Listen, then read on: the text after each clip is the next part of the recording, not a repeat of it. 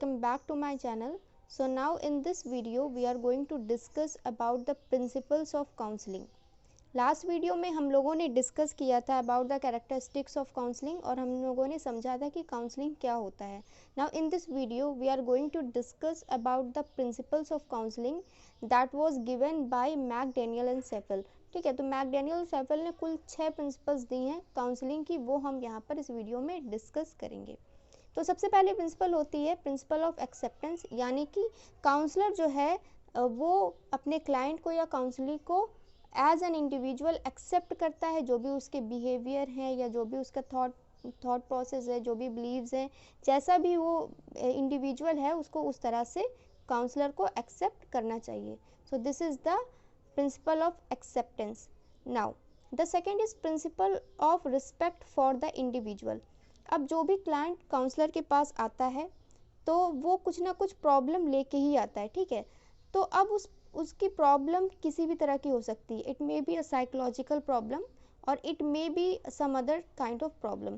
तो हमें उस क्लाइंट की प्रॉब्लम के साथ उसको एक्सेप्ट करना है और साथ में उस इंडिविजुअल को रिस्पेक्ट करना है. यानी कि काउंसलर यहाँ पर रिस्पॉन्सिबल हो जाता है कि वो अपने इंडिविजुअल की या अपने क्लाइंट की फीलिंग्स को एक काउंसलिंग का इंटीग्रल पार्ट समझें और उसकी फीलिंग को कभी भी हर्ट ना करें या उसकी किसी भी फीलिंग को कभी भी नेगलेक्ट ना करें. यानी कि हमेशा ही काउंसलर को अपने क्लाइंट की फीलिंग्स को, उसके बिलीव्स को ध्यान में रखना है और हमेशा अपने क्लाइंट को रिस्पेक्ट करना है, भले ही क्लाइंट में कितनी भी प्रॉब्लम्स हों. It may be psychological problems or it may be some other problems.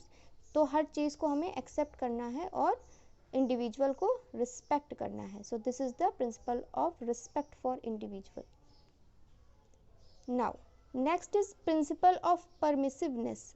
ठीक है, तो counselling is such a relationship which develops optimism and environment shapes according to the person.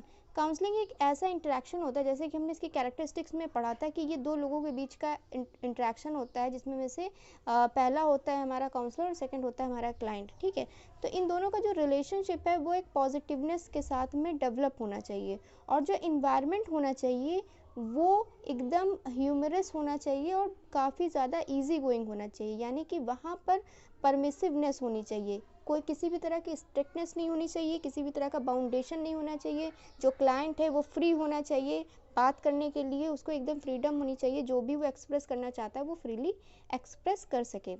Relative relationship of counselling is accepted by all schools of thoughts. और ये जो principal है, यानी कि परमिसिवनेस का जो ये एक क्राइटेरिया है या रिलेटिव रिलेशनशिप का जो क्राइटेरिया है, ये हर जगह पर एक्सेप्ट किया गया है इन फील्ड ऑफ काउंसलिंग. ठीक है, now the next is principle of thinking with the individual. ठीक है, तो now sorry for this slide. Okay, principle of thinking with the individual. तो काउंसलिंग जो है वो इंडिविजुअल के थिंकिंग को एम्फेसाइज करती है एंड और ये कहती है that it is essential to differentiate thinking for whom and what to think. मतलब कि हमें इंडिविजुअल के साथ में सोचना है, यानी कि काउंसलर को इंडिविजुअल के साथ में, अपने क्लाइंट के साथ में सोचना है, लेकिन क्या सोचना है और किसके लिए सोचना है, ये बात यहाँ पर काउंसलिंग एम्फेसाइज करती है. तो काउंसलर का जो रोल होता है वो होता है, ऐसा रोल होता है जो कि क्लाइंट के चारों ओर घूमता है, उसके इर्द गिर्द घूमता रहता है और उससे बातचीत इस तरह से करता है काउंसलर ताकि वो अपने क्लाइंट को ज़्यादा से ज़्यादा समझ सके. उसका जो थॉट प्रोसेस है, जो उसका थिंकिंग क्राइटेरिया है, कैसे वो सोच रहा है, वो चीज़ें काउंसलर समझ सके and to work collectively with problem regarding यहाँ पर to work collectively with the client regarding the problem. यानी कि इस प्रिंसिपल के अकॉर्डिंग जो क्लाइंट है उसके थॉट प्रोसेस को काउंसलर समझेगा और साथ में अपने क्लाइंट के साथ में मिल के वो उसकी प्रॉब्लम के ऊपर वर्क करेगा. ठीक है, तो आसान शब्दों में हम ऐसा बोल सकते हैं. Now next is the principle of consistency with ideas of democracy. हमने कैरेक्टरिस्टिक्स में भी पढ़ा था कि काउंसलिंग एक ऐसा प्रोसेस है जहाँ पर जो एनवायरनमेंट होता है वो डेमोक्रेटिक होना चाहिए.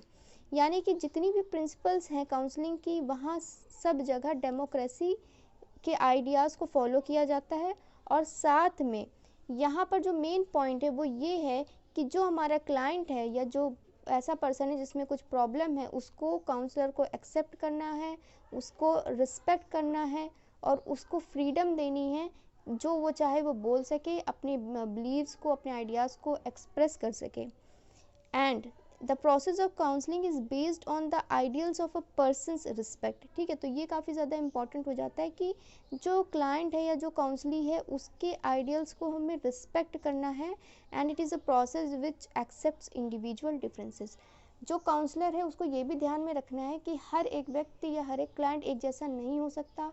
हर एक काउंसली अपने आप में अलग होगा, उसकी प्रॉब्लम भी कुछ हद तक अलग होगी। तो हर चीज़ को नज़र में रखते हुए ये काउंसलर की ड्यूटी होती है कि वो एक डेमोक्रेटिक एनवायरनमेंट सेटअप कर सके और जो उसका क्लाइंट है उसको पूरी फ्रीडम मिल सके अपने आप को एक्सप्रेस करने की, साथ में उसको रिस्पेक्ट भी मिले। Then the last principle is principle of learning. ठीक है, तो प्रिंसिपल ऑफ लर्निंग में सीधी सी यही बात है कि जो भी हमारी जितनी भी प्रिंसिपल्स थी, हमने जितनी भी अभी तक पढ़ी, या जो भी काउंसलिंग का पूरा प्रोसेस है, तो ये जो कुछ भी हो रहा है ना इस पूरे काउंसलिंग प्रोसेस में, it is a kind of learning. ठीक है, तो कुछ ना कुछ लर्निंग एलिमेंट्स हमेशा प्रेजेंट होते हैं during the process of counselling.